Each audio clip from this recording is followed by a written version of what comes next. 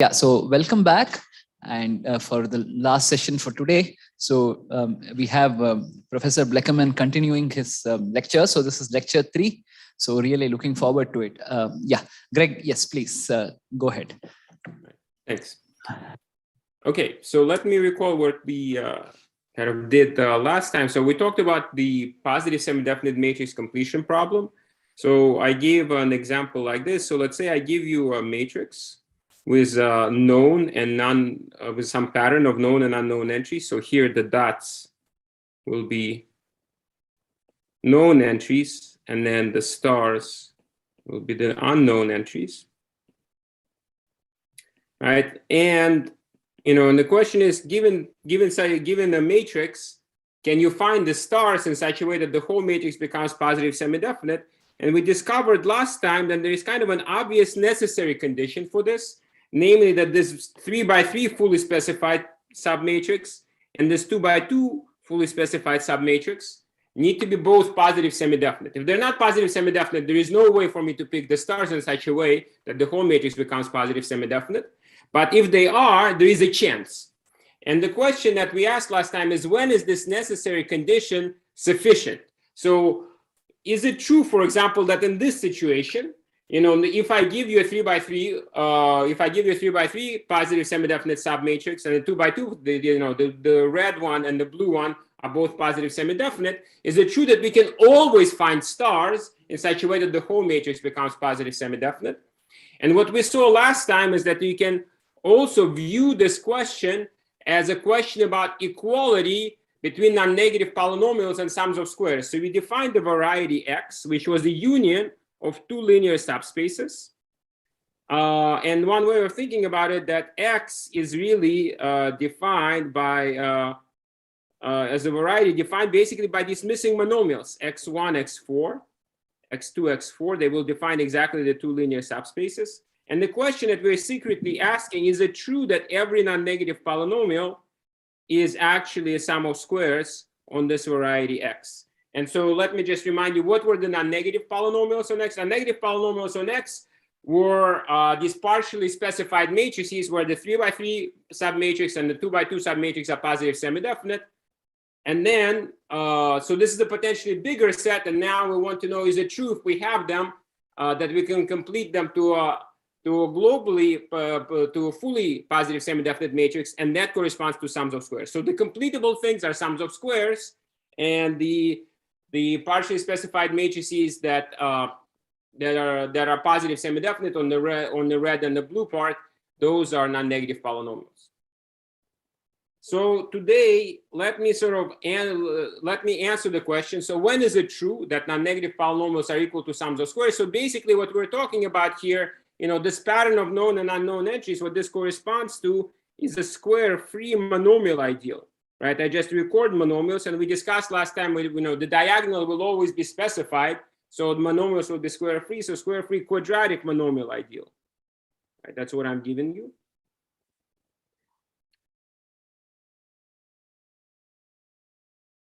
Okay, and as we discussed last time, we can kind of encode this data in a graph. So I'm going to draw a graph where the monomials are non-edges. In other words, the stars are non-edges, and the dots are edges, and the diagonal doesn't count because diagonal is always dots. So let me draw this graph again. So I'm going to label the vertices 1, 2, 3, 4. And so let's see. So what are the non-edges? So the non-edges should be 1, 4, and 2, 4 are non-edges, and the rest are edges. And this is my graph G. So you can associate to this square-free monomial ideal a graph. Okay, and so now I can give you the theorem for when do non-negative polynomials equal to sums of squares on this graph, based on the terminology of graph theory. So this is a theorem due to Groen, Johnson, Shine, Wolkowitz from the 80s. So it says, so in our terminology, let's say P sub x is equal to sigma x if and only if this graph G is chordal. Okay, so in other words, in the terminology that I used during last lecture, this obvious necessary condition for being completable to a positive semi-definite matrix is also sufficient if and only if this graph G is chordal. Now, what is a chordal graph? Chordal graphs, actually, it's an important class of graphs. It is very well studied, it has a lot of very nice properties. So there is one definition. G is chordal if any cycle in G with length at least 4 as a chord dividing it. And that's where the name chordal comes from. So what does this mean? So if I look, let me draw a graph. So here's a graph. This is a 5 cycle. So this is not chordal because I have a 5 cycle, and then inside 5 cycles, there are no chords. But if I draw the same 5 cycle, and I draw in 2 more edges like this will be chordal. All right, this is chordal because now, even though there is a 5 cycle, inside it, there is a chord dividing it. Another way of saying it, that a graph is chordal if it doesn't have a cycle of length at least 4 as an induced subgraph. Right, so it can have it as a subgraph, but not induced subgraph. Okay, so at this point, I think let me pause and see if there are any questions. Greg, do you require your matrix to be symmetric or not? That's right, because so this is always about symmetric matrices because symmetric matrices correspond to quadratic forms. Right. So that's why this doesn't make sense for non-symmetric matrices either. Oh, okay. So yeah, because symmetric ones have real eigenvalues, but non-symmetric ones don't. Right, but in this case, of course, for quadratic forms, you can always symmetrize as well. That's one thing. I mean, well, that's correct, but so basically, you just want to think about so to talk about PSD matrices, you want to talk about symmetric matrices. That's right. So one may restrict to that, but also I think in particular, what Madhu was saying was that the stars have to be symmetric as well. In particular. Oh, that's correct. That's because you want to complete to that's right. You want to complete to a fully positive semi-definite matrix, right? And then in order to talk about positive semi-definite ones, you need to be symmetric. Yeah. Right. More questions? So the chordality also has a commutative algebraic characterization, right? Maybe you'll get to it later, but that's right. So yeah, I will talk about it if I get to it today, or if I not, I will talk about it tomorrow during the last lecture. Right. Yes. Any questions? Online audience? Okay. Looks like we are good. Yeah, we can proceed. Okay, so there is another way of so by the way, in our example, just as we go back because we talked about this example a lot, you can see that this graph is chordal. So indeed here, if I give you any red any red submatrix and a blue submatrix, so they're both positive semi-definite, then we can always complete it to a positive semi-definite matrix. This is a chordal graph. So so how would you prove such a theorem? So in fact, I'm not going to give you a proof. In a way, we want to prove something more general. But if you just wanted to prove this, I would say that this is not too hard because there are 2 steps. So one, if G is not chordal, then it must contain a cycle as an induced subgraph. Right, so if it contains a cycle Cn, where n is at least 4, then basically we can restrict our attention to the cycle. Right? We just look at the rows and columns that correspond to the cycle. And it suffices for me to show that for the cycle, there exist matrices with a fully specified, where the pattern of known and unknown matrices corresponds to the cycle, where all of the fully specified submatrices are PSD, but the whole but the whole matrix cannot be completed. Okay, so basically here I will leave this as an exercise, but it is enough to, so for one direction it suffices to do cycles.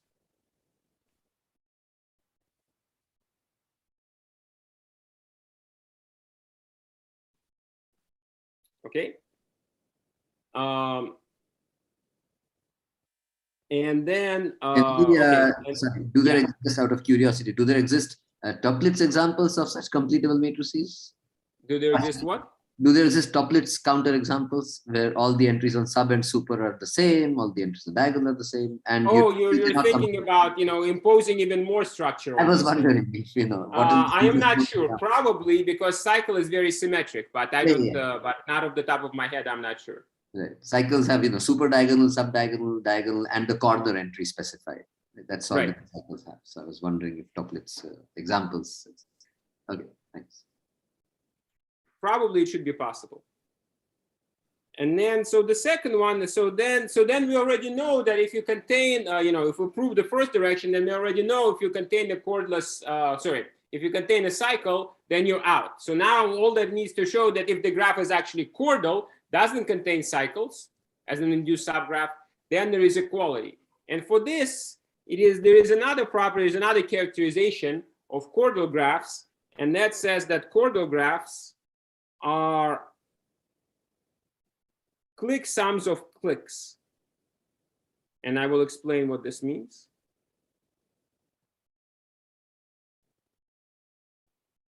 Of cliques, and clique is a complete graph. So I will just maybe, I will do an example. So, why is this graph chordal? This our graph G. So what is a clique sum? So first, the idea is that I start with a complete graph. So for example, I start with this. This is a complete graph on 3 vertices. And now I glue to it another complete graph, which is this complete graph on 2 vertices. And I glue it together, and I glue it together along a complete graph. This is a complete graph on 1 vertex. So I glue these two things together. And this is good, and I can continue. So for example, I can take this and I can take another, let's say, complete graph on 3 vertices, and I can glue it together along a complete graph, let's say on 1 vertex. So then I can construct this.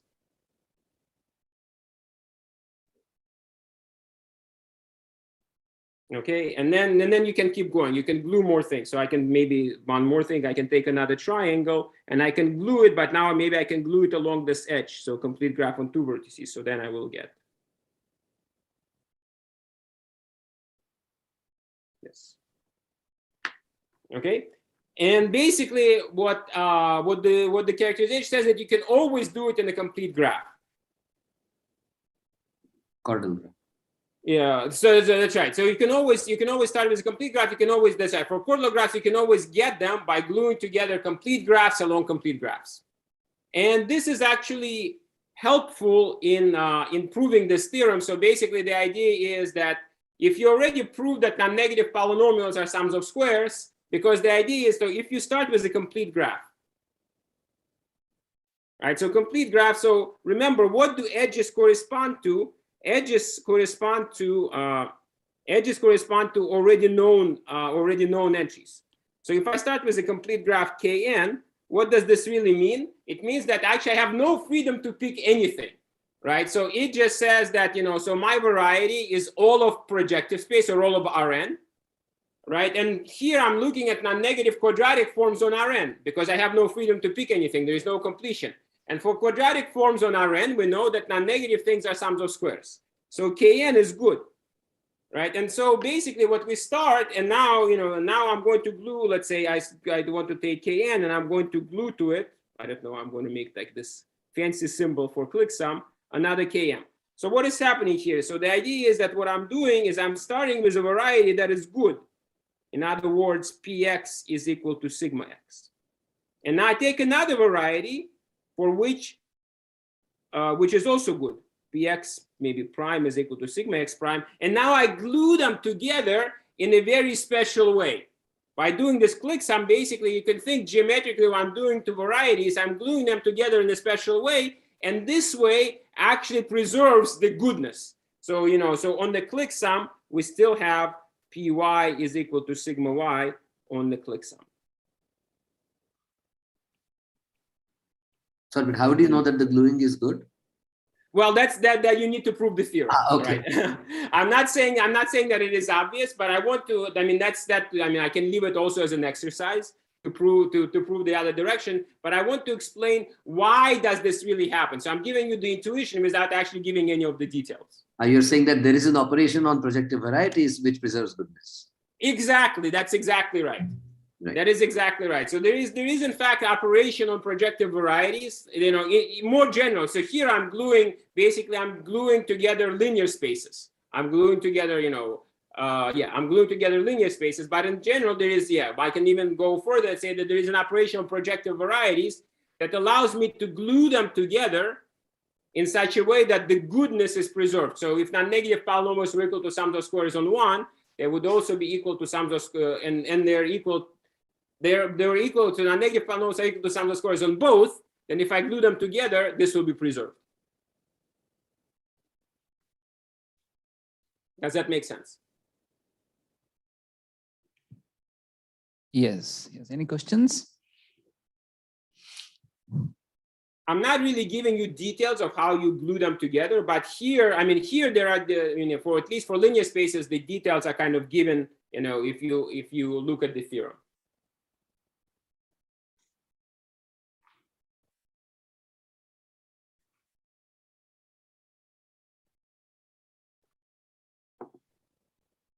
So this kind of motivates, I think, to understand two things. One is what are irreducible varieties for which non-negative polynomials are equal to sums of squares, and two, can we glue them together? You know, how do we glue them together? And if we do that, will we understand everything? Right? In some sense, that's how that's one way of thinking about it. First, we need to understand irreducible things, and then we can understand, you know, how can we glue them together? How do we put them together so that this goodness is preserved? Of course, this is in a sort of perfect world where this phenomenon does hold. So you're saying that first of all, this phenomenon does hold, and then so we need to. That's right. So, but I'm saying that in general, I think it is not hard to show that if you had the reducible variety and you want non-negative polynomials to be equal to sums of squares, they actually need to be equal on every irreducible component. Right, sure. So we can start by saying, let's understand the reducible components, and then let's continue by understanding, you know, how they come together. Okay. Sure. Okay.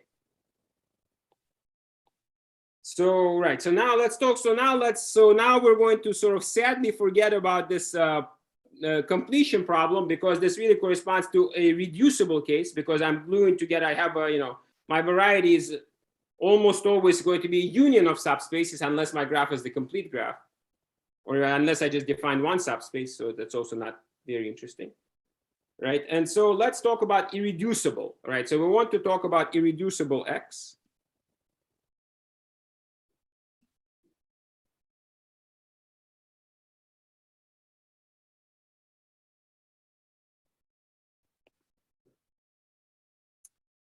Okay. So, so in order for me to talk about this, I need to tell you a little bit, you know, what are some, let's say, invariants of a variety, and how can people study varieties classically in, I don't know, I would say probably 19th, early 20th century. But I mean, these methods are still useful today. Okay, so what are some things, you know, what are some things that you might want to know about the variety? So what is a variety? A variety is just, you know, it's a subset of you know, here we'll talk about complex varieties, and then we will go back to real ones. Right, so if we, you know, complex variety is just a subset of Cn defined by polynomial equations. So here we will want our equations to be homogeneous. So we'll be working with projective varieties that will live inside projective space, because basically homogeneous, you know, equations, they vanish along lines. And then it makes sense to naturally quotient out by lines and think about these things inside projective space. So what are some invariants? So one thing is the variety is a manifold, right? Variety is a manifold, at least an irreducible one. It's going to have, you know, if you just look at it locally, it's going to have some dimension as a manifold. And that is what is called the dimension of the variety. So you can think of it as just the dimension as a manifold. And then there is another property that is kind of definitely more algebraic in nature, and that is the degree of a variety. Okay, so what is the degree of the variety? So let me just kind of quickly introduce this. So the idea is, okay, so let's say that X is a hypersurface. meaning it's codimension 1. Which means that, yeah. So then X is always defined by one equation. X is just given by vanishing of one polynomial. And, you know, if we think about it, the degree of a variety ought to be the degree of the polynomial. But here is a geometric way of thinking about what is the degree, degree of the variety. So if I have a hypersurface, if I have something of codimension 1, if I stab it with a line, I'm going to see a zero-dimensional set. I'm going to see some finite set of points in the line. And how many points am I going to see? Well, if I stab it with a line, it is the same as restricting my polynomial f to the line. And if you think about it, then fundamental theorem of algebra tells you over complex numbers, I should see exactly degree many roots. So somehow I can also think about this degree in a geometric way. I stab my variety with a line, and I see how many points I get. Now, this is in the case of codimension 1 variety. So what do I do for codimension 2? For codimension 2, I don't want to stab it with a line. I'm not going to get a zero-dimensional set, but I'm going to stab it with a plane. Right? I'm going to stab it with a plane, and I'm going to make the plane. If I make the plane sufficiently general, then just like in this example, the roots will not come together. I will really see distinct points, and counting the number of points gives me the degree of the variety. So another way of thinking about the degree of the variety is this is equal to the number of points in the intersection X intersect L, where L is some general linear space, and the dimension of L is equal to codimension of X.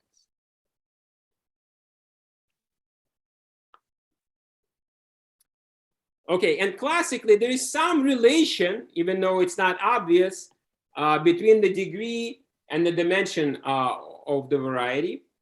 So one way of understanding this, so I need to define one more thing, is this classical operation of projecting away from points. So let me also tell you how this works.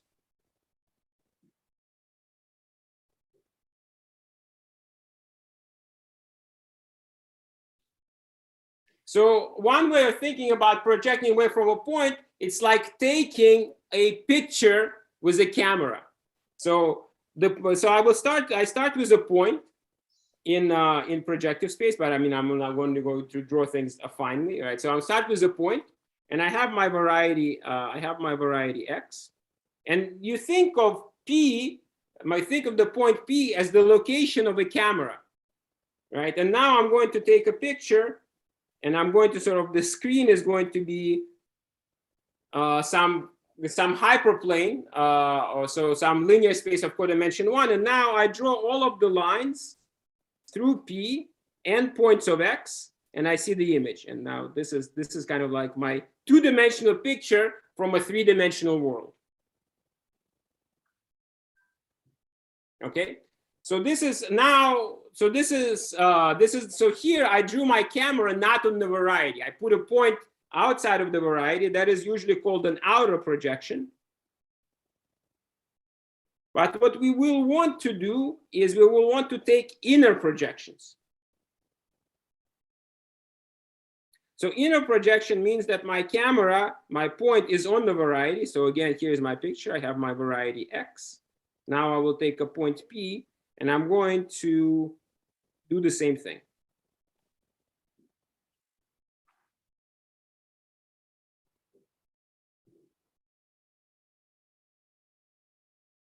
And I'm going to get a two-dimensional image. Okay.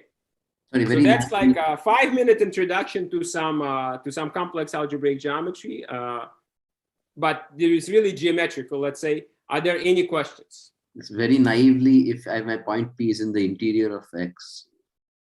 There's no interior. Pictures. Well, there is no interior. I mean, there is kind of relative interior, but but the variety cannot be full dimensional. That's right. Because if a variety is full dimensional, then it's the whole space. Yeah.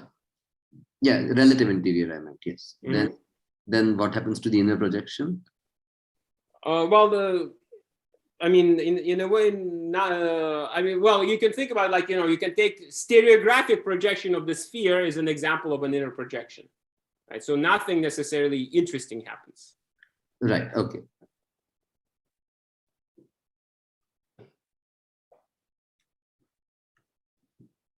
Any other questions? So the map is ill-defined at that point P, right? That's correct. So if you So want, it's a later I'm rational going to map. kind of, I might need to take Zariski closure or something like this to really make a variety. Yes. Yes, it's a rational map somehow. Yes. Exactly. It's a rational map. Yes. Yes. Any other questions, comments? Yeah, so when in case of the case where the hyperplane is parallel to the variety and we take the projection from interior point, is it empty? Yeah, so What is basically it? the hyperplane is, you can position hyperplane any way you want. The location of the hyperplane doesn't matter. Also, all of these things are kind of the location of the, you will get really the same answer regardless of how you locate the hyperplane. So it's just, you can define it in a way without making a choice, I guess is what I want to say. But then I cannot draw a nice picture. Right. So I prefer to, so another, okay, let me say, here is a different way of saying the same thing. What are these projecting away from a point? What I'm really doing is the following. Let's say that my point P, let me just change coordinates because it's easier. And I make my point P just my point 1, the first standard basis vector, 1, 0, 0, 0, 0, 0. Right. So here is another way of saying what is projection away from P that is kind of maybe it's less geometric, but in some sense it is easier to understand. Basically, what I'm doing is I'm defining a map. What is projecting away from P?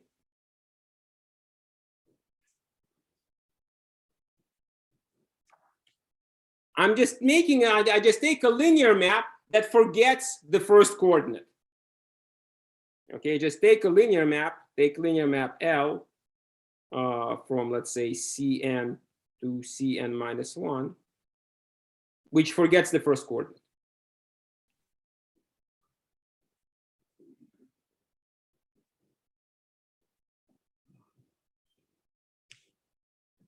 And now, the difference between inner and outer projection is not very apparent, but, it depends on whether this point 1, 0, 0, 0, 0 is on my variety or not.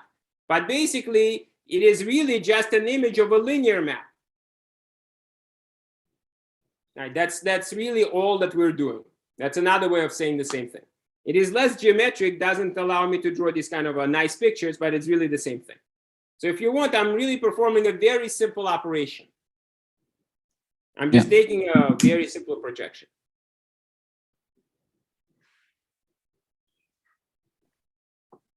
And now, so you might wonder, how does this operation affect the invariance that I defined? So it's easy to see, either using this geometric idea or just, this algebraic idea, that if I take, let's say, x sub p is x projected away from p, that the dimension of x sub p is equal to the dimension of x. Now, what about the degree? Sorry, a quick question. Yeah.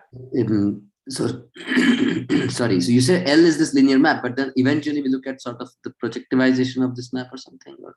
That's right. So then later, I look at the image, I make it into a projective set. Yes, that's right. Okay. And I take Zariski closure in case it is necessary, and that will give me my variety, really. Right. Right. So now what is going to happen to the degree of x sub p? So now let's think about this. So what is the degree? The degree is really the intersection. I stab my variety with a corresponding linear space, and I count the number of points. So here I can stab my projection with some general linear space, and I can look at the number of points, and it will give me the degree. Okay, so now one way of thinking about it. So here I have inside the projection, I have my linear space L. but I can also define a kind of a bigger linear space L upstairs, which is L, which maybe I will call L hat, which is going to be the span of L and P. Okay, and now you have to, so here I see degree of XP points.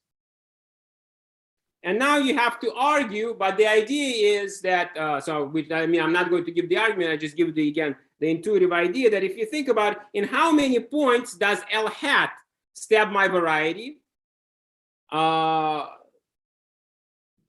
then how many points am I going to see? Well, I'm going to see the degree XP many points from the projection, and I'm going to see one more point, this built-in point P, because I'm taking an inner projection.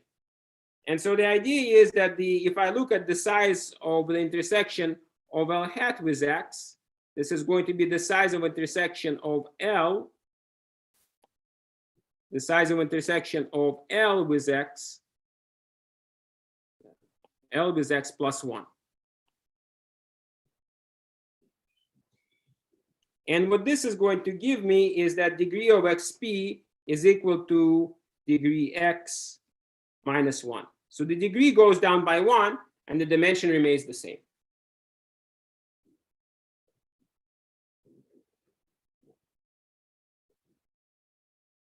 Or if you want another way of saying it, since dimension remains the same, we can also say, what about the codimension, right? So because the projection away from point lives in space 1 less, what we see is that the codimension of XP is equal to codimension of X. Okay, so so codimension of XP is equal to codimension of X minus 1. Sorry, minus 1? Minus 1 because it lives inside the space of dimension 1 less.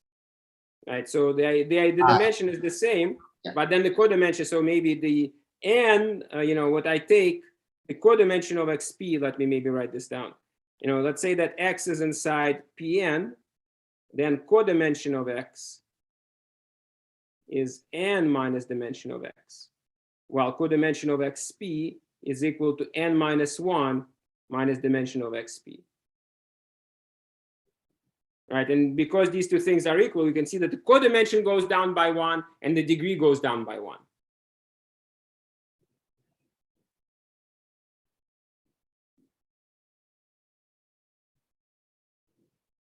Okay, so what can we do to understand maybe what happens? Let's keep projecting away from points. So let's take my variety X inside Pn. Let's keep projecting from points. So we project from several points. From, in fact, codimension of X minus 1 many points. So the image of this projection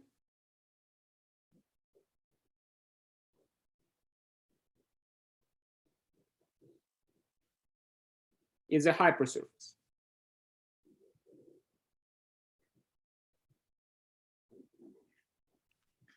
All right, so let me call the image Y. And so one way of saying that, okay, so if the degree goes down by 1 and the codimension goes down by 1, this implies that as I take projection, as I take projection away from points, the difference between the degree and the codimension stays the same.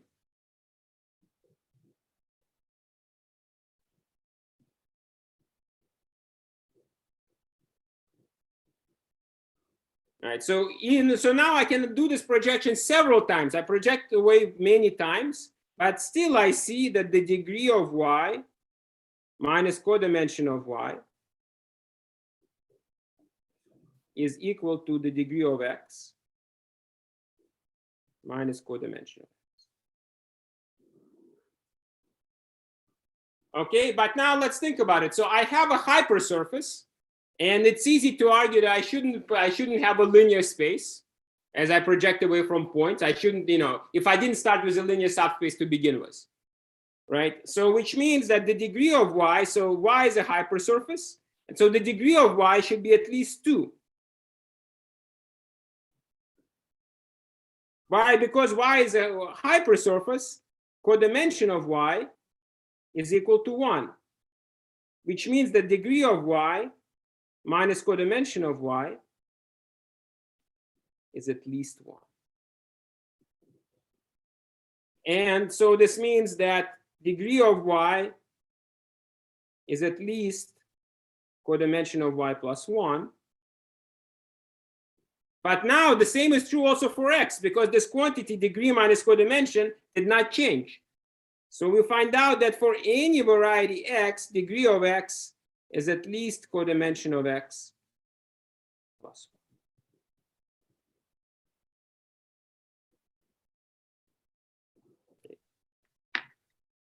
So as I said, it might not be obvious from the beginning, but there is some relationship between the degree and the dimension of the variety. Okay, any questions about this?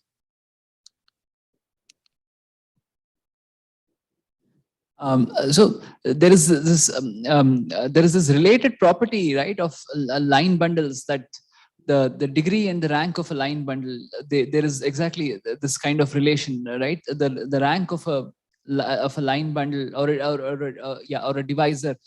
Exactly. I mean, it exactly satisfies it. The degree of the line bundle is at least its rank plus 1. Yeah, actually, exactly. no. Because if you take the embedding with respect to this line bundle, you will get a variety, and this variety will satisfy this. Yeah. So one way to derive, one way to sort of see this is to just start from there, right? That's true. I mean, there are many ways of seeing this, but I like this because we're also going to use projection away from points later on to deal with non-negative polynomials and sums of squares. Okay, thank you. Any other questions, comments? Online audience? Okay, yeah, looks like we're good. Okay, so now you might wonder, what are cases of equality? You know, so we prove this. Inequality, and the question is, what are the cases of equality? So cases of equality are called varieties for which degree of x is equal to codimension of x plus 1. These are called varieties of minimal degree, and they are they're very well understood. They are sort of completely classified, and I mean, they have many interesting extremal properties besides besides having this inequality be actually inequality. But before maybe I don't know if I will get to the classification today. I mean, I'm just going to state it and say a few words about it. Instead of doing that, let's think about, I mean, what does this have to do with non-negative polynomials and sums of squares, right? I mean, it's kind of nice, but why do we want to, why does this come up in my lectures? What is the point? Okay, so let's do this. So I'm going to, in some sense, give you the idea, but it's essentially a complete proof of one direction of a theorem that will say the following. So if x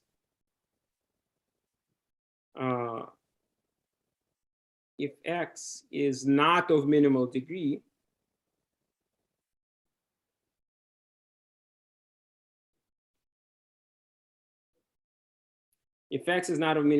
then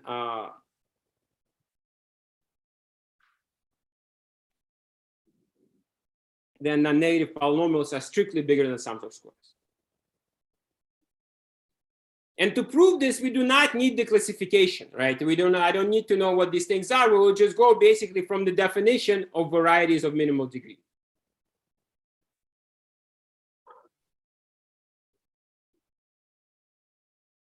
So how are we going to do this? So let's go back to the previous lecture, and let's recall that really this P sub x and sigma x, these are convex cones.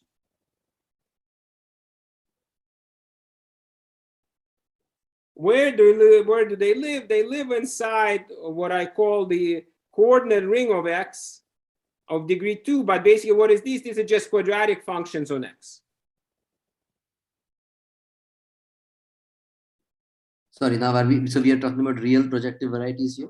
Yes, that's right. These are now these things are real, right? Before we were talking about complex things, but I can still talk about, for real variety, I mean, it doesn't really make sense. So for example, to define the degree by saying that I stab it with a line, because for real variety, stabbing things with a line can give you different number of points, right? If you stab a circle with a line, sometimes you get 0 points, sometimes you get 2 points. That's not good. But you can still talk about the degree of the complexification. So you look at the equations defining X, and you look at all of the complex solutions, right? And then it makes sense to talk about the degree of this variety. Does that make sense? Yes. Yeah, but now we're back to real things. By the way, quick question, maybe this is separate from this proof that you will give. Does the Veronese embedding behave well with not of minimal degree? Well, the Veronese embedding can be defined for any variety, right? That's not a problem. But usually, Veronese embedding of a variety of minimal degree will not give you a variety of minimal degree. There is only I mean, one exception is the projective line. Any Veronese embedding of a projective line is going to give you a variety of minimal degree. And another one is this exceptional case of a projective plane and Veronese embedding of degree 2. That one also happens to be. Right. I was actually usually when you take Veronese embedding of something of minimal degree, you do not get anything. You get a variety, a nice variety, but it is not of minimal degree. I was asking the other way. Is it that if you start with something that is not of minimal degree, is that preserved under taking Veronese embedding? Usually, yes. Once it's bad, it's going to be bad. Yes. That exactly. Okay, thanks. Yeah.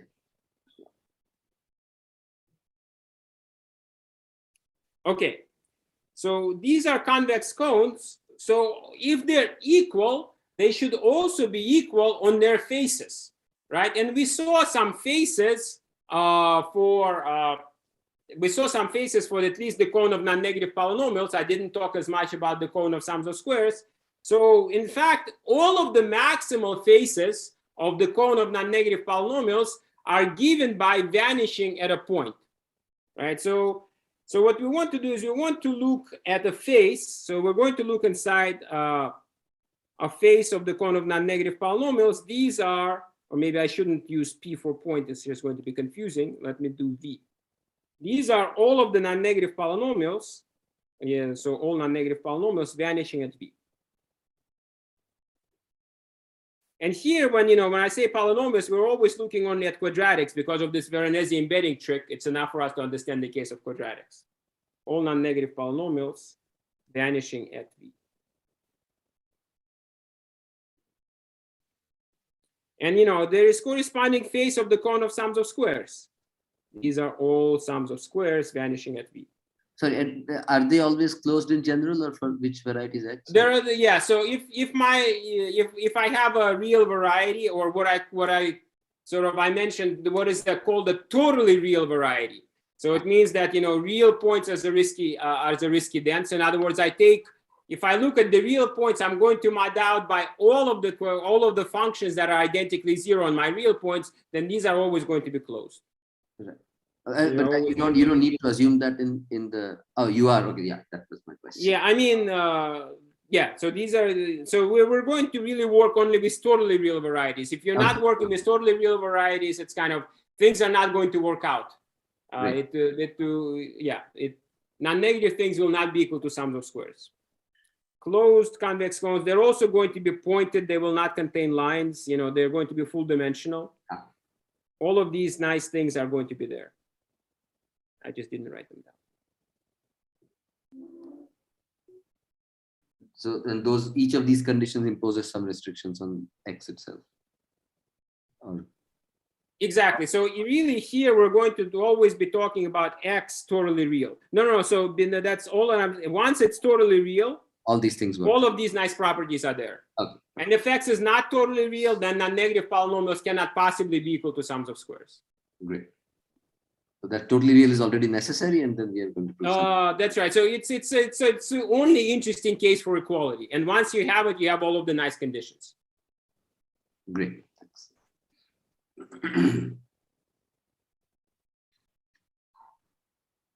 Okay.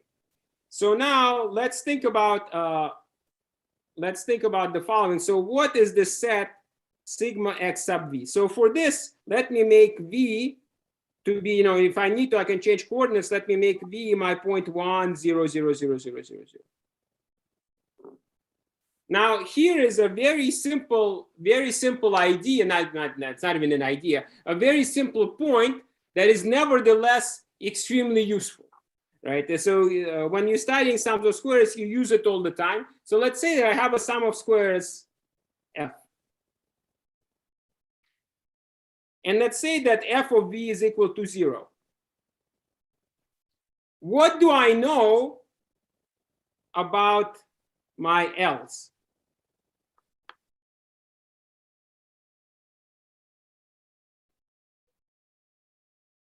So here L's, I used L because, because f is a quadratic, so L's should be linear. Right? So I have f as the sum of some linear forms, the sum of squares of linear forms. If I know that f vanishes at v, what do I immediately know about L's? All of them vanish. Yeah, all of them vanish. As I said, so this is very simple, but nevertheless, it is extremely useful, right? So this means that L1 of v is equal to Lm of v is equal to 0.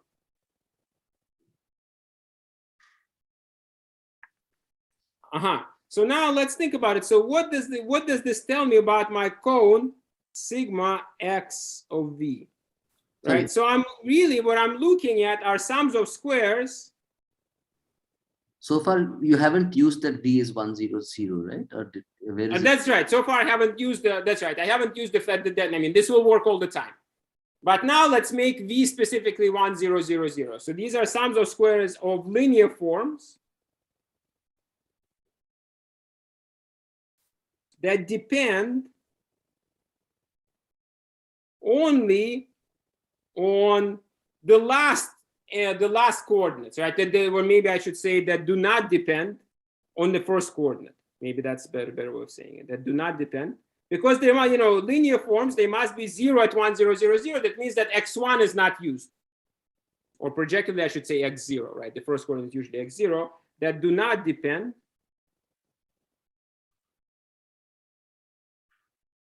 on x0, right? So they're just linear forms in x1 up to xn.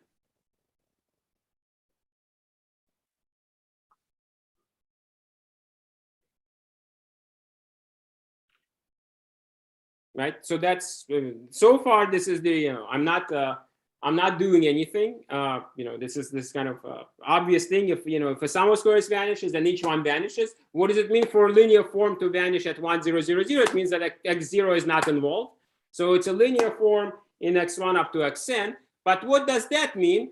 That means that actually, because it doesn't depend on the first coordinate, I can think of these linear forms as being linear forms on the projection away from v. So really, all of these L's, all these linear forms,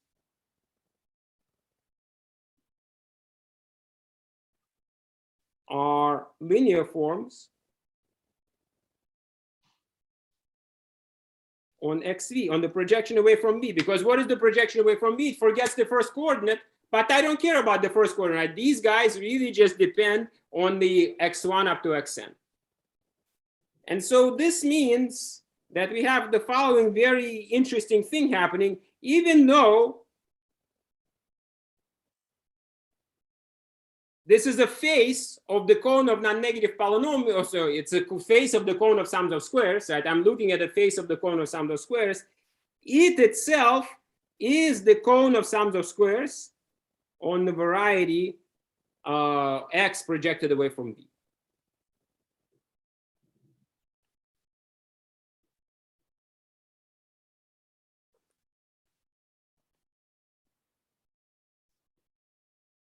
And that is also px of v, right? Now what happens for p? Right. So what happens? So this is great, but it doesn't, so this is great for sums of squares, right? But now we need to do something about p's, right? So what about px? But we know the left-hand side is px of v by assumption. Oh, right. That's correct. Yeah. That's right. But now, yeah, so that's correct. That's correct. Or we can start with an assumption, and then, so what do we want to show? We want to show that if there is equality, then you must have a variety of minimal degree. Right? That's our implication. But what is going to happen? So Px of V. Now, it would be great. It would be great if we could say that this is also the cone of non-negative polynomials on the projection, right? Because then we can just transfer things by going to faces. So this is actually, unfortunately, is not quite true.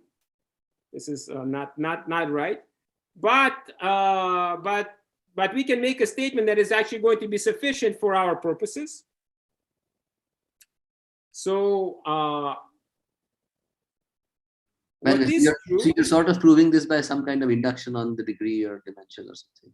Well, I guess you will see in a second what happens. Okay. So Pxv contains the cone of non-negative polynomials on the projection. Okay, so it doesn't have to be equality, but we don't need the equality because kind of the non-equality goes in the right way for us. So now, what do we would now? So now I claim if Px is equal to sigma x. Sorry, this inclusion is always true, you're saying? Or this is always true. That's correct. This is always true. I will leave it maybe as an exercise to think about it. It's not hard to show, I think. So for sigma, I gave you an explanation as to why, but here I did not. But I claim that this is always true. But now using this, let's prove the following. If Px is equal to sigma x, then Pxv, so this the same equality is going to transfer to projections away from points.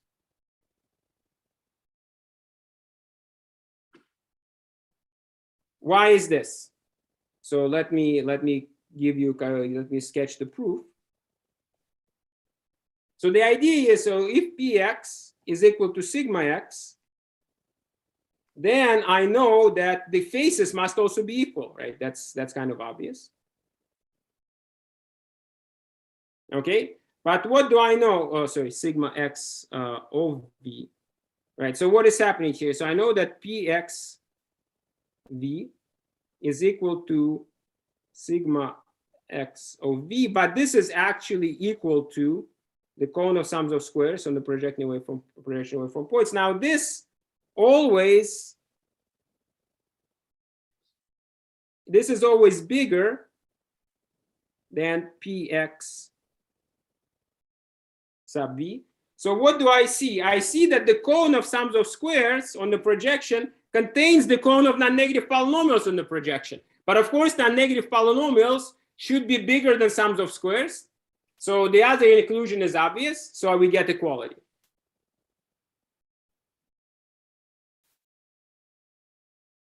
Okay, so now why is this useful? So now we can keep projecting away from points, right? So if we have equality, then let's project away from so many points so that we get a hypersurface.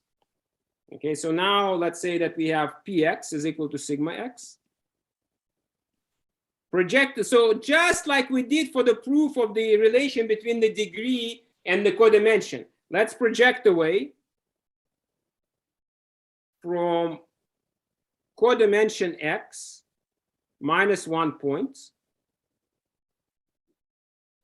We get a variance so that we get a hypersurface y.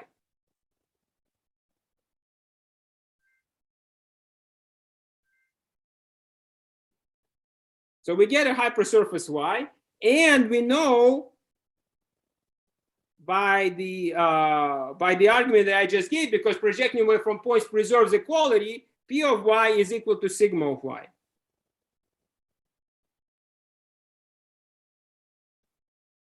So now my argument is going to be finished by the following claim.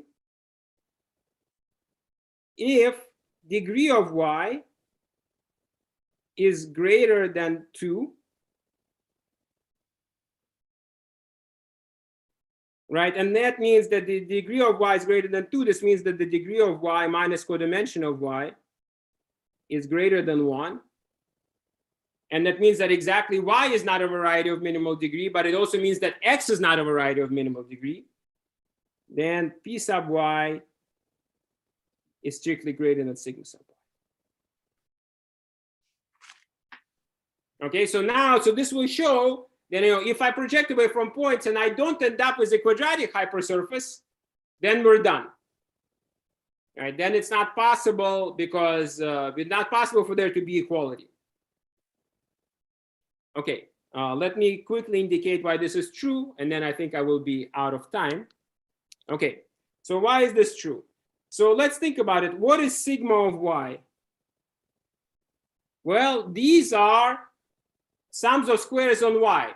So these are sums of squares modulo functions, modulo quadratic functions that are 0 on y.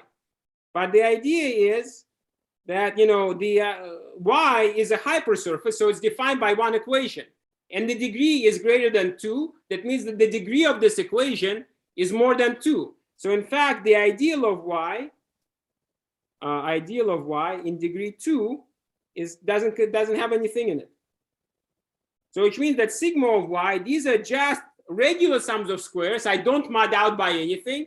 These are just globally non-negative quadratic functions. Globally non-negative quadratic forms.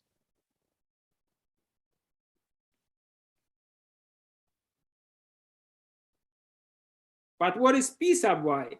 P sub y are quadratic forms non-negative on x. On y, sorry. Quadratic forms non-negative on y. When you say globally, you mean? The globally, I mean on Pn, on all of the projective space, or whatever, wherever y lives, right? Because I'm just taking sums of squares. I'm not modding out by anything. So these are things that are greater than or equal to 0 everywhere. Right.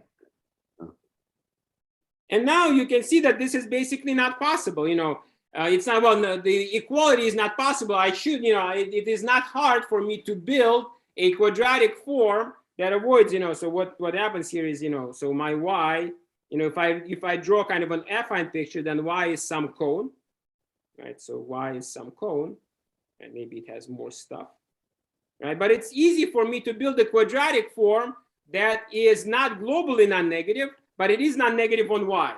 What do? I pick a point not in y, and I kind of, I take the equation of a ball around it, and I kind of homogenize it, right? And that is going to give me a quadratic form that is going to be non-negative on y, but not globally non-negative. And that is going to show that P sub y you started with a cone. Bigger. You did a cone which is not in y, and then did what with the cone? I'm sorry?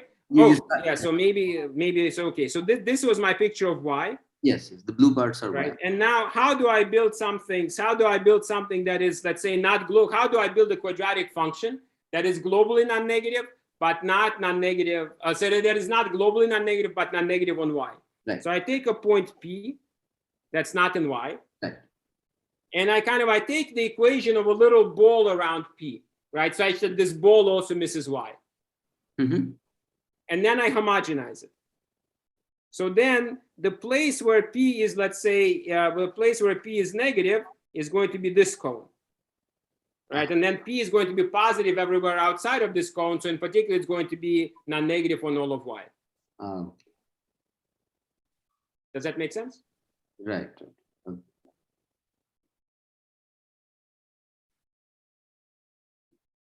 And that is going to show that there exist non-negative things that are not sums of squares, because there exist things, there exist quadratic forms that are non-negative on y, but not globally non-negative. And sums of squares correspond to globally non-negative things.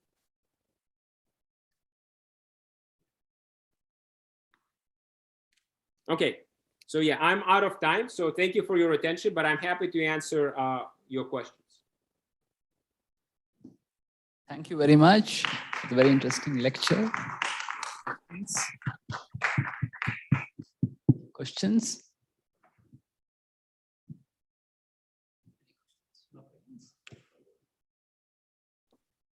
Online audience, any questions, comments?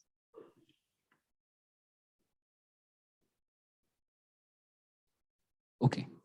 So we are on our way to this theorem that characterizes when Px is equal to sigma x, right? That's correct. So basically, I mean, One implication is done. One implication is done, right? And then the second implication, we will see if I might say a few words about it, right? So the next lecture, so one of the things that I told you what to do for what to do for irreducible components, right? So now the next question is, how do you glue them together?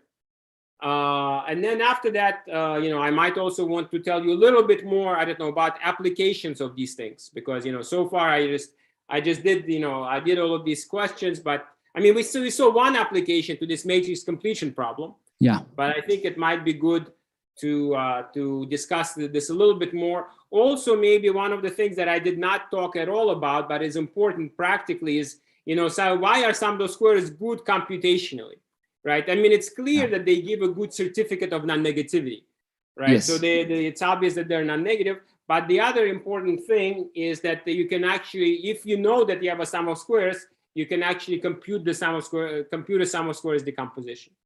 So that's probably I'll try to wrap up everything we talked about. So the classification of equality, and if I have time, I will also want to discuss a little bit about applications. Okay, thank you so much. Any final remarks, questions? Online audience? Okay, let's thank Greg again for the very interesting talk. Yeah, thank you everybody. Thanks for coming.